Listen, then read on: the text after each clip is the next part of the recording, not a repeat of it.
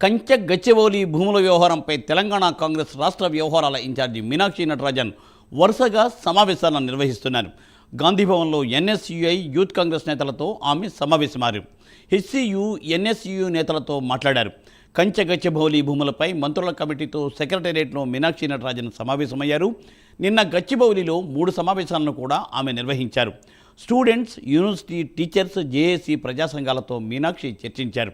దీనిపై exclusive field report Azeem అందిస్తారు. అజీం, కంచె గచ్చిబౌలిలో ఏదైతే భూ వివాదానికి రాసుకుందో ఆ 400 ఎకరాలపై ఏదైతే ఏఐసిసి ఇన్ఛార్జ్ అయినటువంటి మీనాక్షి నటరాజన్ ఏదైతే వరుస సమావేశాలు నిర్వహిస్తున్నారు. ఇందులో భాగంగా ఇప్పటికే శనివారం రోజు మొదటి దఫాలో ఏదైతే మినిస్టర్లతో సంబంధించినటువంటి సబ్ కమిటీతో కూడా సమావేశమయ్యారు. సబ్ కమిటీ సమావేశం అనంతరం గాంధీ భవన్లో అటు ఎన్ఎస్యుఐ యూత్ కాంగ్రెస్ పార్టీకి సంబంధించిన నేతలతో కూడా ఏదైతే సమావేశమయ్యారు. ఏదైతే హెచ్సియులో జరిగిన పరిణామాలు ఏవైతే ఉన్నాయో, ముఖ్యంగా హెచ్సియుకి సంబంధించినటువంటి ఎన్ఎస్యుఐ యూనిట్ ఏదైతే ఒక బహిరంగ లేఖను కూడా విడుదల చేసింది. ఏదైతే సీఎం చేసినటువంటి కామెంట్స్ని తాము ఏదైతే వ్యతిరేకిస్తున్నామని చెప్పి కూడా ఇదంతా కూడా హెచ్సియు పరిధిలోకి వచ్చేటువంటి భూమి అని చెప్పి, బయోడైవర్సిటీకి సంబంధించినటువంటి భూమి అని చెప్పి ఏదైతే దాంట్లో అటు జింకలు కావచ్చు, అలాగే నెమలు కావచ్చు, ఇవన్నీ కూడా ఉన్నాయని చెప్పి కూడా ఏదైతే వారు ఒక లేఖను విడుదల చేశారు. ఈ నేపథ్యంలోనే రాష్ట్ర ఎన్ఎస్యు అధ్యక్షుడు కూడా ఏదైతే హెచ్సియు సంబంధించిన ఎన్ఎస్యు యూనిట్పై ఏదైతే ఒక షోకాజ్ నోటీస్ కూడా జారీ చేశారు. అక్కడ ఉన్నటువంటి ప్రెసిడెంట్ అయినటువంటి నేహాపై ఏదైతే ఒక షోకాజ్ నోటీస్ ఇష్యూ చేశారు. 48 అవర్స్లో దానికి సంబంధించిన రిప్లై ఇవ్వాలి, ఎందుకు ఇలాంటి మాట్లాడాల్సి వచ్చిందనే ఒక అంశంపై కూడా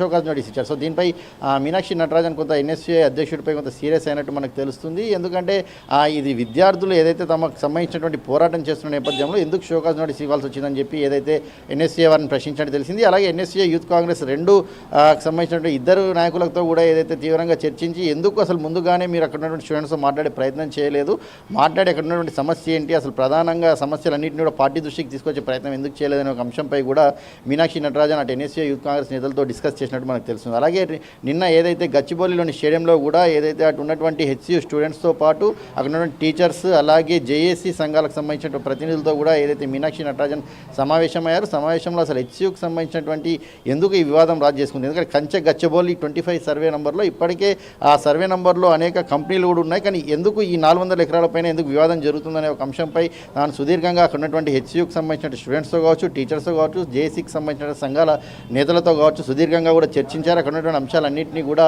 మాట్లాడి తాను ఏదైతే పరిణలోకి తీసుకుంటామని కూడా చెప్పారు. ఇదే నేపథ్యంలో హెచ్సియుకి సంబంధించిన ఎన్ఎస్ఐ స్టూడెంట్స్ కొన్ని డిమాండ్స్ కూడా ఉంచారు. ఏదైతే ఆ కేసులు ఏవైతే పెట్టారో ఆ కేసులను తక్షణమే ఎత్తివేయాలని చెప్పి, అలాగే ఈ 400 ఎకరాల భూమికి సంబంధించిన దానిపై చూడడానికి కూడా పోలీసులతో మాట్లాడి అనుమతించేటువంటి చొరవ తీసుకోవాలని చెప్పి కూడా మీనాక్షి నటరాజన్తో మాట్లాడారు. సో దీనిపై మీనాక్షి నటరాజన్ కూడా నేను ఖచ్చితంగా దీనిపై ఏదైతే పార్టీలో కావచ్చు అధికారులతో కూడా మాట్లాడి నేను దీనిపై 400 ఎకరాల భూమి చూడడానికి కావాల్సిన అంశంపై కూడా నేను పార్టీలో చర్చిస్తానని చెప్పి కూడా తను ఒక హామీ అయితే ఇచ్చినట్టు కూడా మనకు తెలుస్తుంది. ఇదే నేపథ్యంలో ఈరోజు 2వ దఫా ఏదైతే మంత్రివర్గ కమిటీ ఏదైతే బట్టి విక్రమార్క కావచ్చు, అలాగే Ponguleti Srinivasa Reddy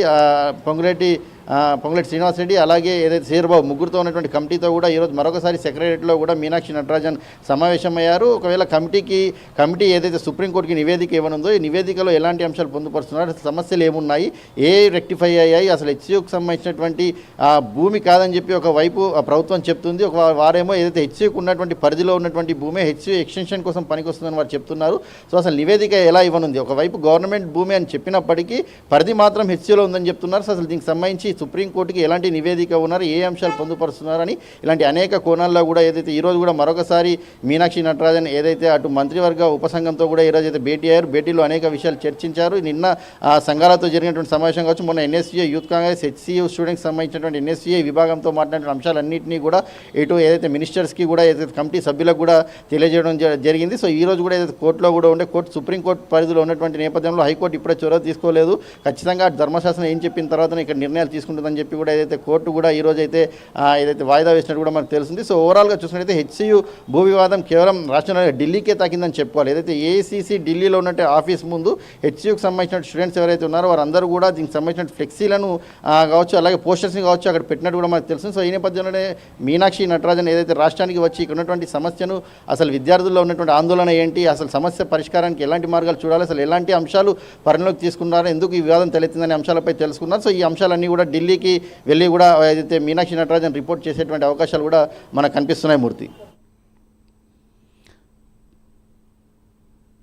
right, thank you Azeem, thanks for details.